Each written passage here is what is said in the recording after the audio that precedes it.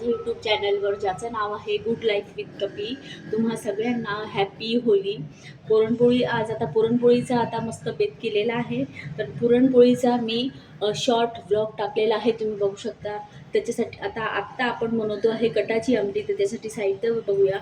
जिरं हे काश्मीरी लाल मिर्च पावडर आहे, धना पावडर, तेल, शेंगदाणे आणि काजू आहे, खोबरं आहे, मोहरी आहे आणि हे आपलं जे आपल्याला कटाच्या आमटीसाठी जे वरण लागणार आहे, पातळ पाणी, चण्याच्या डाळीचं हे पाणी आहे, कोथिंबीर, निंबू, मिरची, आलं, लसूण, कांदा आणि तेजपत्ता. तर आता आपण चला पहिले खोबरं आणि कांदा भाजून घेऊ. तेल थोडंसंच टाकायचं आहे, जास्ती तेल नाही घालायचं आपल्याला. तेल घातलेलं आहे. आता आपण याच्यामध्ये कांदा घालतो आहे. आपल्याला हा कांदा आणि हे खोबरं चांगलं काळं असं करून घ्यायचं आहे, चांगलं मस्त तिखट चांगलं भाजून घ्यायचं आहे. आणि कलर येतपर्यंत याचा कलर आहे काळा असा आला पाहिजे. कलर चांगलं भाजून घेऊया. आता असा कलर आलेला आहे. आता याला पूर्ण गार करून मग आपल्याला बारीक करायचं आहे.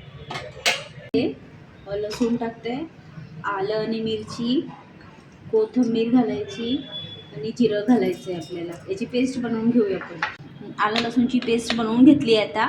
आता खोबरं आपल्याला बारीक करून घ्यायचं आहे. खोबरं आणि कांदा आणि खोबरं बारीक करायचं आहे, पण थोडं पाणी घालायचं आहे, कारण आपल्याला चांगली याची पेस्ट बनवून घ्यायची आहे. थोडं घालायचं, जास्ती नाही. कांदा आणि खोबऱ्याची अशी आपल्याला पेस्ट बनवून घ्यायची. आपलं हे बारीक करून घेतलेलं आहे आपण. आता आपण डायरेक्ट फोडणी घालू.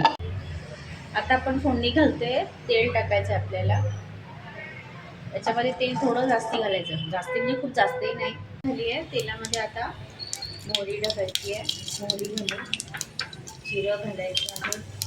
त्यानंतर हे 2 लाल मिरच्या, हे 2 तेजपत्ता हा टाकायचा. सगळ्यात आपल्याला बारीक करून घ्यायचं आहे. आता गॅस आपण बारीक केलेला हे त्याच्यामध्ये आलं लसूणची पेस्ट टाकतो आपण.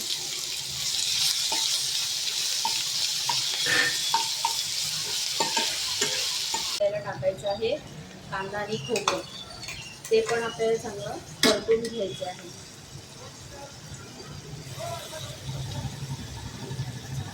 त्याला हे चांगलं होऊ द्यायचे. ते खरं म्हणजे खोबरं आणि कांदा आपण परतून घेतला आहे, त्याच्यामुळे याला काही जास्ती होऊ नाही द्यायचे आपल्याला.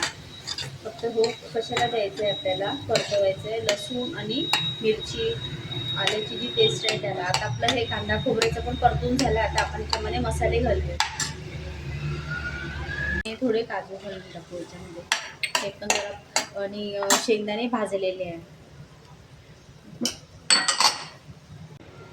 त्यानंतर आपण हे घालतो आहे तिखट घालायचं आहे. आपल्या आवडीनुसार आपल्याला जेवढं तिखट टाकतं तेवढं तुम्ही तिखट घाला. त्यानंतर आपल्याला टाकायचं आहे धना पावडर. टाकते आपल्याला त्या छोट्या चमच्याने 1.5 चमचा धना पावडर. हा गरम मसाला आहे. ह्या चमच्याने 2 चमचे गरम मसाला टाकायचा. चांगलं परतून घ्यायचं आपल्याला. आणि हे परतून झालं ना की मग आपल्याला हे आपण जे आपलं डाळीचं जे पाणी आहे, चणा डाळीचं पुरणाचं, हे आपल्याला याच्यात टाकायचं आहे.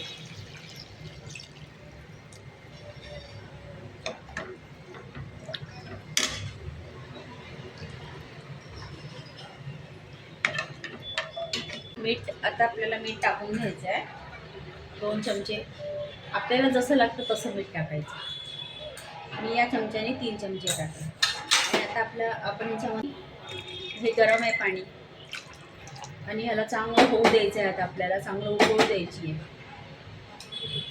झालेली आता याला चांगलं उकळू द्यायचं, कारण आपण कसं एकदम पातळ असं फोडणी घातलं होतं ना. खोबरं टाकल्यामुळे ही जरा थोडी घट्ट होते, पण याला जास्त घट्टही होऊ द्यायची नाही. ही बरोबर आहे. याच्यापेक्षा जास्ती घट्ट नको आहे आपल्याला. आता आपण सर्व करूया. अशा प्रकारे आपण बनवली आहे आज ही कटाची आमटी आणि पुरणाची पोळी. पुरणाच्या पोळीचा परत एकदा सांगते, आपला शॉर्ट व्हिडिओ मी टाकलेला आहे, तो बघू शकता. आणि आजची रेसिपी तुम्हाला कशी वाटली, आवडली का नाही, आवडली असल्यास लाईक करा, शेअर करा, कमेंट करा. आणि परत एकदा हॅपी होली. बाय.